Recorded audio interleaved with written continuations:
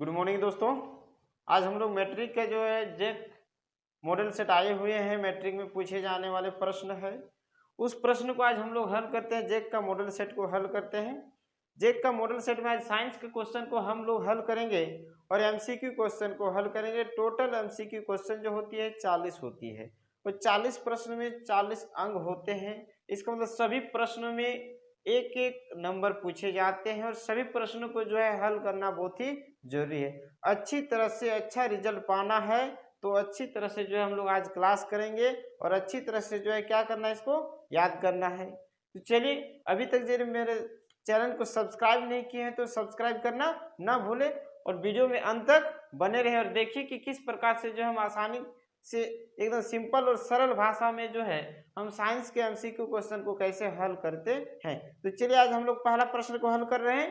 पहला प्रश्न है, दाढ़ी बनाने में किस प्रकार के दर्पण का उपयोग किया जाता है। सबसे पहला बात यह है कि यहाँ पर दाढ़ी बनाने की बात हो रही है, तो दाढ़ी बनाने में किस दर्पण का उपयोग किया जाता है। दर्पण की बात हो रही है तो दर्पण हम लोग जानते हैं, यहाँ पर ऑप्शन दिया हुआ है समतल दर्पण, उत्तल दर्पण, अवतल दर्पण और इनमें से कोई नहीं। समतल दर्पण जो हम लोग घरों में यूज करते हैं, उपयोग करते हैं, तो ये तो होगा नहीं क्योंकि ये सैलून में उपयोग नहीं होता है।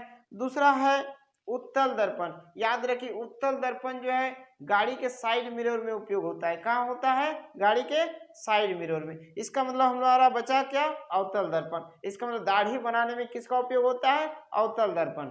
किस दर्पण का? अवतल दर्पण। तो इसका आंसर हो जाएगा क्या मेरा? अवतल दर्पण।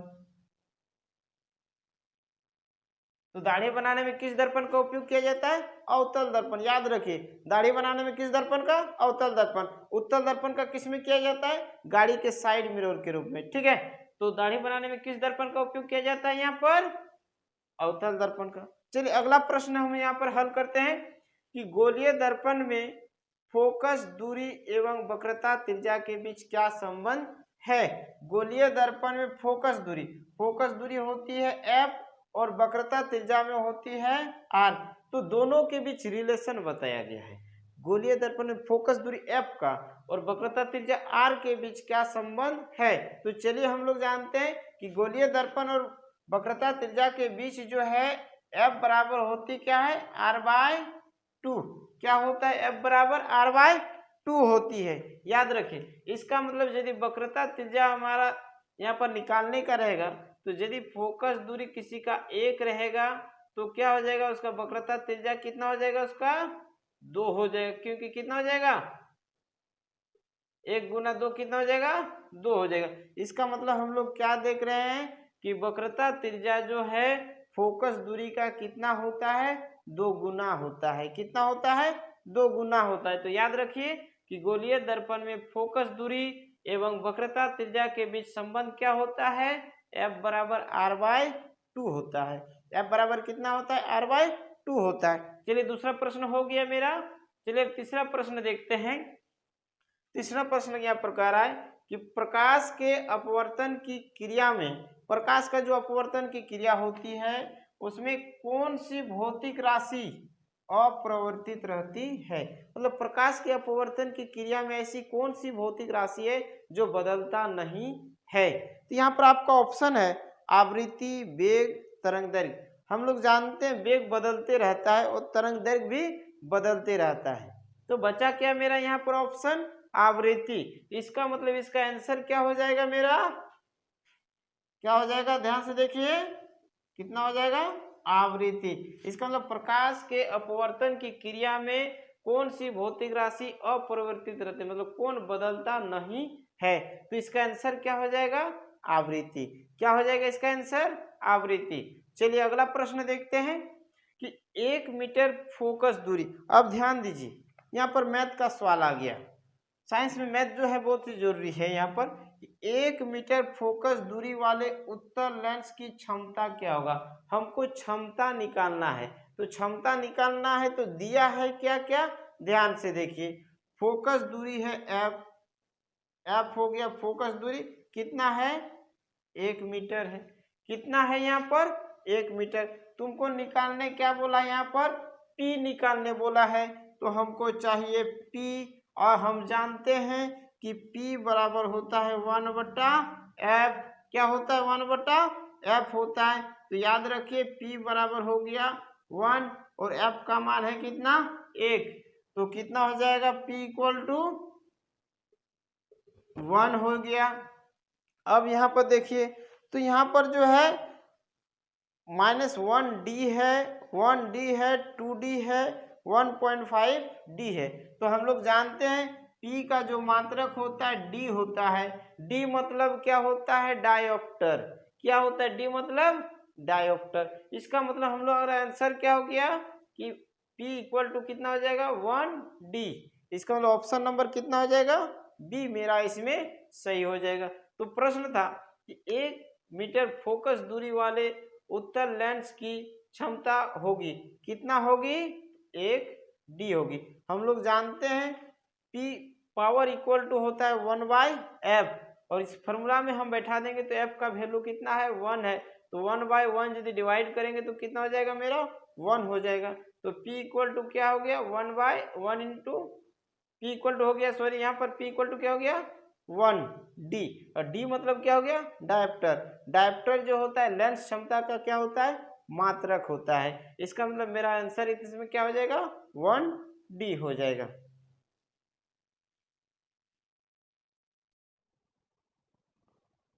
चलिए दोस्तों, अगला प्रश्न है मेरा क्या? 4D क्षमता वाले अवतल लेंस की फोकस दूरी क्या होगी? ये मेरा मैथ है, फिर से मैथ आया, वही मैथ आया। लेंस क्षमता का मैथ है। यहाँ पर क्या बोला गया है? 4D क्षमता। क्षमता मतलब P दिया हुआ है। P इक्वल टू कितना हो गया?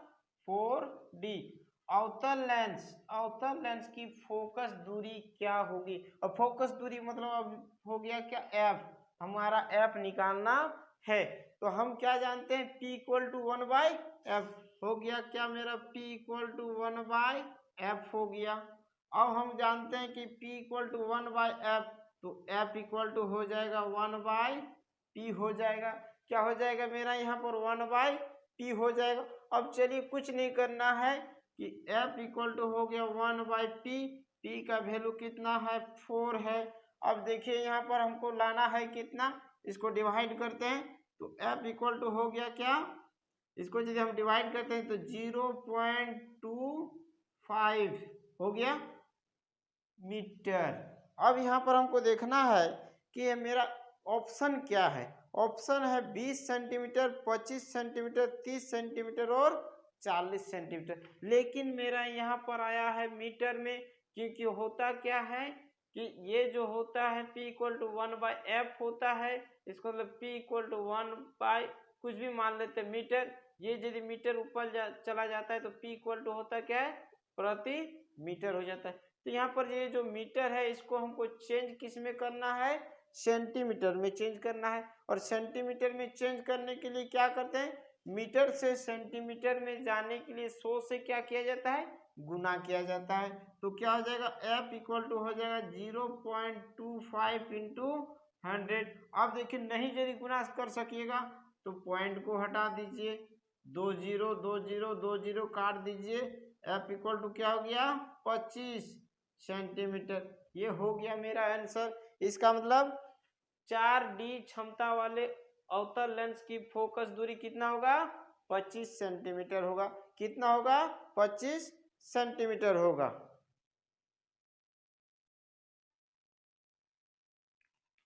अगला प्रश्न है, चलिए हम लिख चुके हैं यहाँ पर कि वाहन के अग्रदीप में किस दर्पण का उपयोग किया जाता है? वाहन मतलब गाड़ी। गाड़ी के अग्रदीप में आगे वाला भाग, जो आगे वाला हेडलाइट होता है, उसमें किस दर्पण का उपयोग किया जाता है? तो मेरा यहाँ ऑप्शन है अवतल दर्पण, उत्तल दर्पण और समतल दर्पण। हम इससे पहले भी आप लोग को बता चुके हैं कि समतल दर्पण घरों में यूज करते हैं। उत्तल दर्पण जो है गाड़ी के साइड में, गाड़ी में ही होता है लेकिन किनारे वाला भाग होता है, पार्श्व वाला भाग होता है, उसमें उत्तल दर्पण का उपयोग किया जाता है। इसका मतलब बचा क्या मेरा? अवतल। इसका मतलब गाड़ी के अग्रदीप में किस दर्पण का उपयोग किया जाता है? अवतल दर्पण का उपयोग किया जाता है।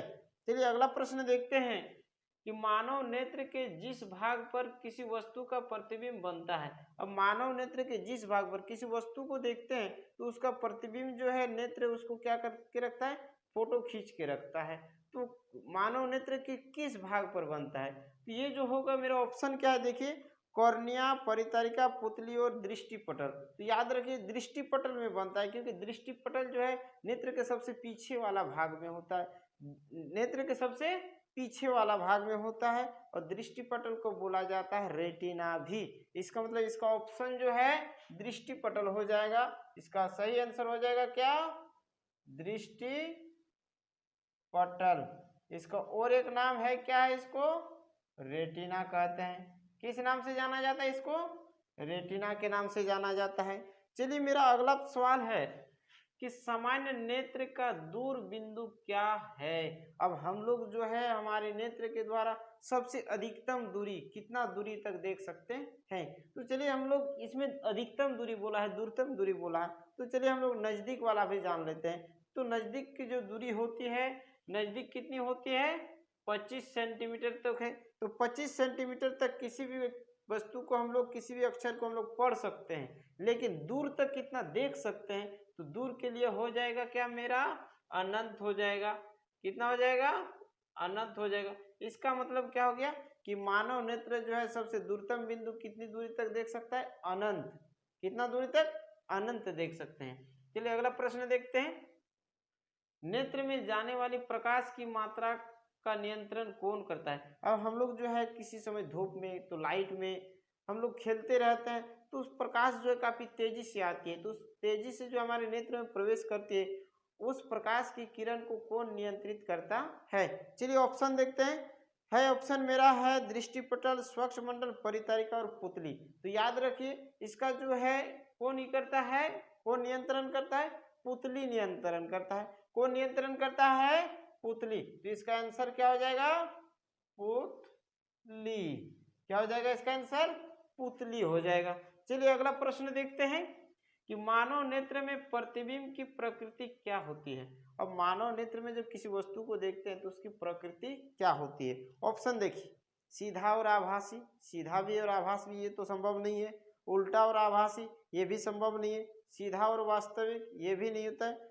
वास्तविक एवं उल्टा, हाँ फोटो होता है वास्तविक, फोटो होता है क्या, वास्तविक, लेकिन उसका जो वहां पर फोटो छपता है हमारे नेत्र में वो क्या होता है, उल्टा होता है।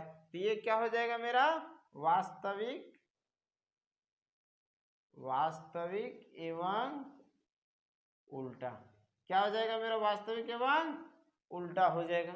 चलिए अगला प्रश्न देखते हैं कि 1 kWh निम्न में से किसकी इकाई है। यहाँ पर देखिए 1 kWh, kWh का मतलब होता है किलोवाट घंटा।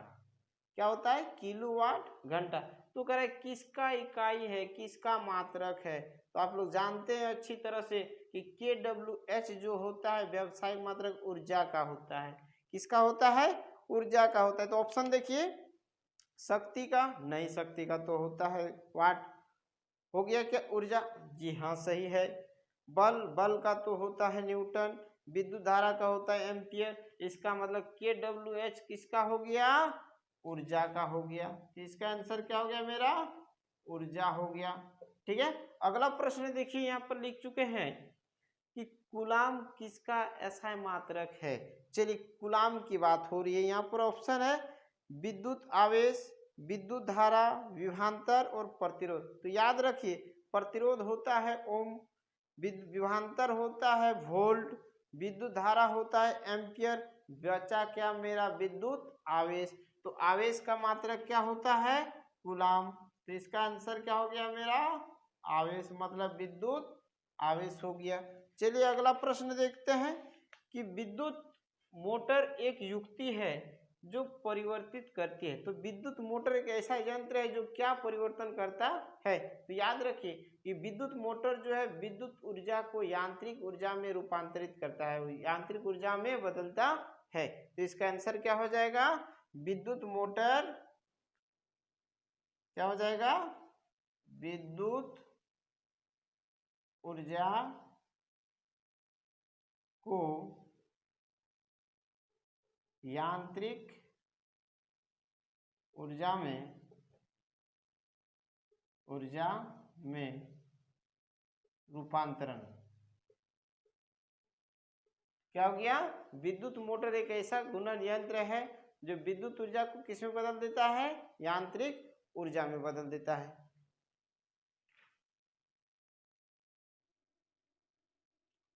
चलिए हम लोग अगला प्रश्न देखते हैं। अगला प्रश्न है क्या? किसी विलयन का पीएच मान 10 है, वह निम्न में से है। अब पीएच मान की बात हो रही है। एक पीएच जो है, पीएच एक स्केल होता है। इस स्केल में जो होती है 14 तक होती है। 0 से कहाँ तक होती है? 14 तक होती है, जिसमें बीच में 7 होती है। अब ये जानना है कि 0 से 7 तक के बीच को क्या कहते हैं? 0 से 7 तक के बीच को क्या कहते हैं? इसको कहते हैं अम्ल कहते हैं। और 7 से अधिक को क्या कहते हैं? 7 से अधिक को क्षारक कहते हैं। और 7 को क्या कहते हैं? उदासीन कहते हैं। ओके, इसका मतलब जिस विलयन का पीएच मान जो होता है 7 से कम होता है उसे अम्ल कहते हैं। जिस विलयन का पीएच मान 7 से अधिक होता है उसे क्षारक कहते हैं। जिस विलयन का पीएच मान 7 होता है उसे उदासीन कहते हैं। तो मेरा प्रश्न क्या है कि किसी विलयन का पीएच मान 10 है, वह निम्न में से होगा। तो आप लोग बता सकते हैं 10 है मतलब 7 से अधिक है, तो क्या हो जाएगा? इसका आंसर क्षारक हो जाएगा। तो इसका आंसर मेरा क्या हो गया? क्षारक। ओके, अगला प्रश्न है क्या? ध्यान दीजिए। कौन सी अधातु कमरे के ताप पर द्रव अवस्था में होती है? चलिए, अब है प्रश्न धातु के बारे में और अधातु के बारे में। एक प्रश्न हम लोग जानते हैं धातु में कि एक ऐसी धातु है जो कमरे के ताप पर द्रव अवस्था में होती है। तो धातु की बात जब होती है तो उसमें आता है पारा। क्या होता है? पारा। इसका जो संकेत होता है Hg होता है। क्या होता है? Hg होता है, वो पारा हो गया। लेकिन यहाँ पर बात हो रही अधातु की। तो अधातु में याद रखिए आप लोग, अधातु में होता है ब्रोमीन। क्या होता है? ब्रोमीन। इसको Br द्वारा सूचित करते हैं। किससे सूचित करते हैं? Br से सूचित करते हैं। तो ऐसी कौन सी अधातु है जो कमरे के ताप पर द्रव अवस्था में होती है? आंसर हो जाएगा ब्रोमीन। और धातु में क्या हो जाएगा? पारा हो जाएगा। चलिए अगला प्रश्न देखते हैं। आधुनिक आवर्त सारणी किस आधार पर बना है? ये जो आवर्त सारणी होती है ये किस आधार पर बना है? हम लोग जानते हैं आवर्त सारणी में hydrogen, helium, lithium, beryllium, boron, carbon ये सब लिखा गया है, ये सब को बनाया गया है। लेकिन ये किस आधार पर वहां पर एक टेबल बनाया गया है? तो याद रखिए वो परमाणु वो जो है द्रव्यमान संख्या के आधार पर उसको बनाया गया है। किस आधार पर बनाया गया है? वहां पर द्रव्यमान संख्या के आधार पर। आप लोग ऑप्शन देख सकते हैं। इसका ऑप्शन क्या है? ऑप्शन जो है परमाणु संख्या, परमाणु द्रव्यमान। तो याद रखिए परमाणु द्रव्यमान के आधार पर बनाया गया है। किसके आधार पर? परमाणु द्रव्यमान। ओके, तो आधुनिक आवर्त सारणी किसके आधार पर बना है? परमाणु द्रव्यमान के आधार पर बना है। अगला प्रश्न है, निम्न में से कौन सी धातु सबसे अधिक अभिक्रियाशील होती है? अब ये देखना है कि सबसे अधिक अभिक्रियाशील धातु क्या होती है। हम लोग जानते हैं अभिक्रियाशील धातु की जब भी बात होती है सोडियम और पोटेशियम की बात होती है, लेकिन सबसे अधिक जब भी बात होगा सोडियम को लेना है। कि सोडियम एक ऐसी धातु है कि कमरे जो खुले वायु में रख देंगे, छोड़ देंगे तो हवा की उपस्थिति में स्वतः क्या हो जाता है? आग पकड़ लेता है। तो इसका आंसर क्या हो जाएगा? सोडियम। सोडियम क्या है? सबसे अधिक अभिक्रियाशील धातु है। सोडियम को बोला जाता है Na। क्या बोला जाता है? सोडियम को Na बोला जाता है। चलिए अगला प्रश्न देखते हैं। पृथ्वी के भूपर्पट्टी में प्राकृतिक रूप से पाए जाने वाले तत्व या यौगिक को क्या कहते हैं? अब देखिए पृथ्वी के भूपर्पट्टी में जमीन के ऊपरी वाले भाग में प्राकृतिक रूप से पाए जाने वाले जो होते हैं तत्व या यौगिक को क्या कहते हैं? तो यहाँ पर बात होती है खनिज, एस और गैंग। तो याद रखिए कि भूपर्पट्टी के सबसे ऊपरी सतह पर प्राकृतिक रूप से जो पाए जाते हैं वो होता है क्या? खनिज। क्या होता है? खनिज। तो इसका मेरा आंसर क्या हो जाएगा? खनिज हो जाएगा। क्या हो जाएगा? खनिज हो जाएगा। अगला प्रश्न है 19 नंबर का प्रश्न है, एस्ट्रोजन स्रावित होती है। अब यहाँ पर सवाल यह है कि एस्ट्रोजन होता क्या है? तो हम लोग जानते हैं एस्ट्रोजन जो है एक हार्मोन होती है जो स्त्रियों में पाई जाती है। क्या होती है? एक हार्मोन होती है जो किसमें पाई जाती है, स्त्रियों में पाई जाती है। तो यहाँ पर देखिए ऑप्शन देखिए यहाँ पर दिया गया है कि अंडाशय द्वारा, थायराइड द्वारा, वृषण द्वारा, प्यूटरी द्वारा। तो याद रखिए स्त्री की बात हो रही है, एस्ट्रोजन स्त्रियों में पाए जाने वाला हार्मोन है। इसी हार्मोन के कारण उन लोगों के शरीर में जो होते विभिन्न प्रकार के परिवर्तन दिखाई देते हैं। और पुरुषों में जो पाए जाते हैं वो होता है टेस्टोस्टेरोन। तो यहाँ एस्ट्रोजन की बात हो रही है, तो एस्ट्रोजन स्रावित होता है। तो स्त्रियों में अंडाणु होते हैं, अंडाशय होते हैं, तो अंडाशय द्वारा हो जाएगा इसका आंसर। क्या हो जाएगा, अंडाशय द्वारा हो जाएगा इसका आंसर। इसका मतलब एस्ट्रोजन हार्मोन कौन स्रावित करता है, अंडाशय द्वारा स्रावित होता है। अगला जो है 20 नंबर का प्रश्न है कि नर युग्मक और मादा युग्मक के संलयन को क्या कहते हैं। अब आप लोग अच्छी तरह से जानते हैं कि नर युग्मक और मादा युग्मक जब दोनों आपस में संलयन होता है तो उसको क्या कहते हैं। ऑप्शन दिया है परागण, निषेचन, जनन, मुकुलन। तो याद रखिए नर युग्मक तथा मादा युग्मक के संलयन को निषेचन कहते हैं। क्या कहते हैं, निषेचन। निषेचन। इसी क्रिया के जो है चलते जो है बच्चे उत्पन्न होते हैं और जो है जनन की क्रिया होती है। विभिन्न प्रकार के जो है इसमें क्रियाएं होती है। तो चलिए अगला हम लोग इसको बाद में बात करते हैं, 20 क्वेश्चन जो है बाद में हल करते हैं। इतना तक देखने के लिए आप लोग को जो है बहुत बहुत धन्यवाद। और यदि मेरा वीडियो अच्छा लगे तो लाइक, कमेंट और शेयर करना न भूलें। और मेरा चैनल को यदि अभी भी सब्सक्राइब नहीं किए हैं तो चैनल को सब्सक्राइब करना न भूलें।